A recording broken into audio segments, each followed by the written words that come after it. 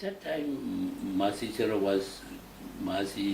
Meditation Center was progressing very well. Progressing means many local yogis as well as foreigners. At that time, there is not much meditation centers in Burma as yet.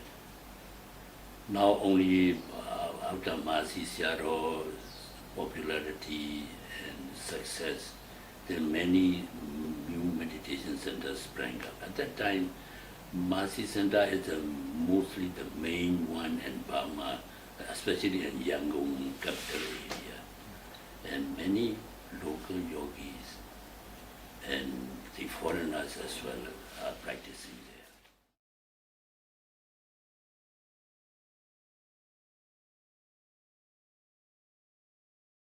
there. Yeah, they had to use, like us, some educated persons, they renounce body life in old age and they become monks, and after some years, they, while assisting our senior Sayadaws usually are not fluent in English language, because I think the old devotees of old time,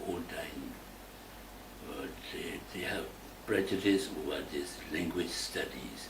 They think that it is worldly, and they are afraid that their Sayadaws might return to lay life when they have educated in English.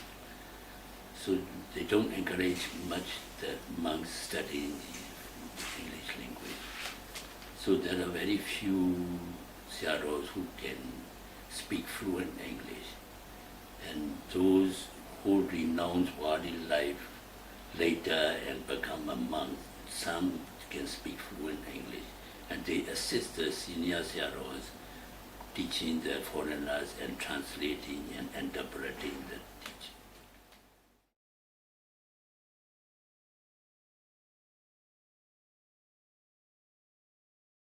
You cannot teach everyone there.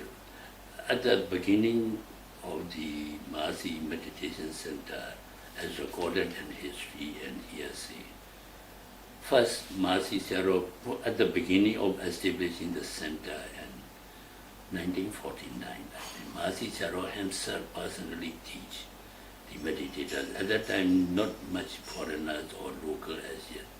Even local Burmese, he started with 25 or 30 or 40, then gradually increased the number.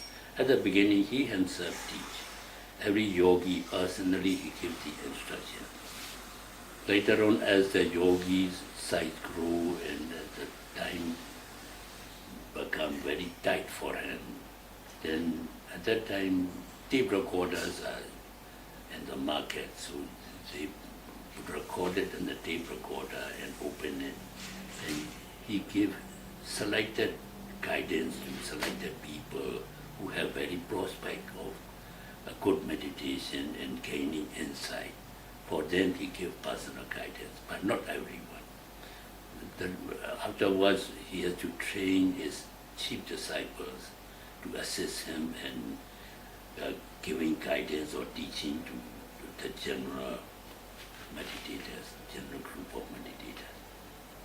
But when the teacher think that his yogi or his candidate needs special guidance from Mahasi Sayadaw, they present to Mahasi Sayadaw, and Mahasi Sayadaw then give personal guidance. The rest, the beginners are managed by his disciples.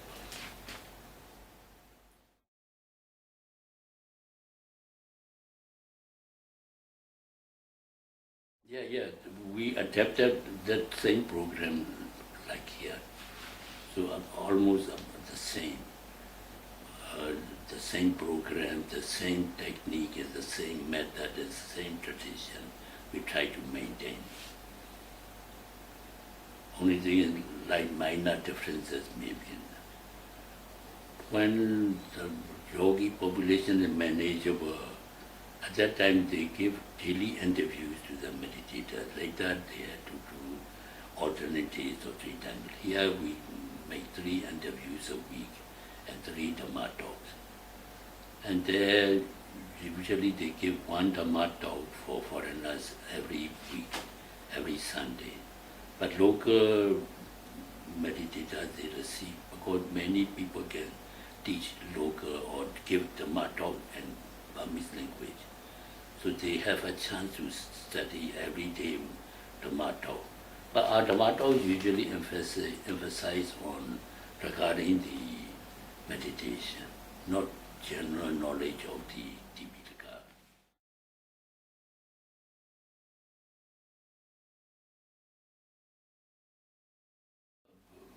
First part of my life, before, as a lay person, I was one of the translators. Later, I renounced in 1995, and I became a monk, and I continued translating. And I had to accompany our senior teachers in foreign missionary trip for helping them to translate or to interpret them.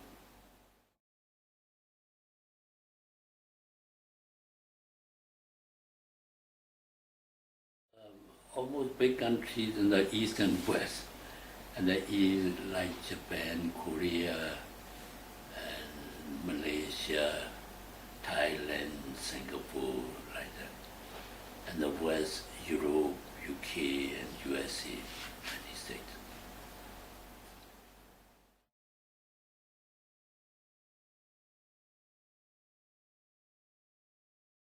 Both, both an interview as well as a tomato, because as I have just now mentioned, our senior shadows are not able to speak English.